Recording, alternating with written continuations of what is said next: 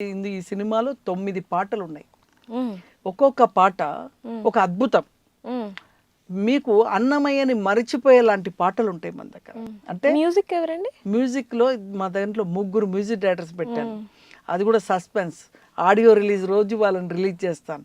అందులో నాకు చాలా వరకు కొత్త వాళ్ళని ఇంట్రడ్యూస్ చేస్తాను. అంటే నా నా భావం ఏంటి అంటే కొత్త వాళ్ళలో టాలెంట్ ఉంటుంది, వాళ్ళకి మనం కసి ఉంటుంది, వాళ్ళకి మనం ఏదో ఒక ఆపర్చునిటీ ఇవ్వాలి.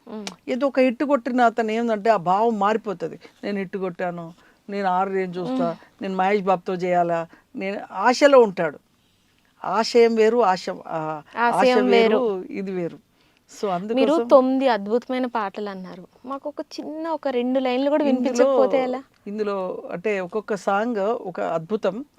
ఒక సాంగ్ కళ్యాణం మీద, వెంకటేశ్వర స్వామి కళ్యాణం, మళ్ళీ రాముల వారి కళ్యాణం వస్తుంది కదా. అవును. రాముల వారి కళ్యాణంలోని ఏదైతే శ్రీ సీతారాముల కళ్యాణము చూదమురా రండి, ఇలా 60-70 సంవత్సరాలు నా పాట ఎక్కడైనా వింటాం మనం. అవును. అలాంటి పాటలు ప్రజలకు అందియాలని నా తపన.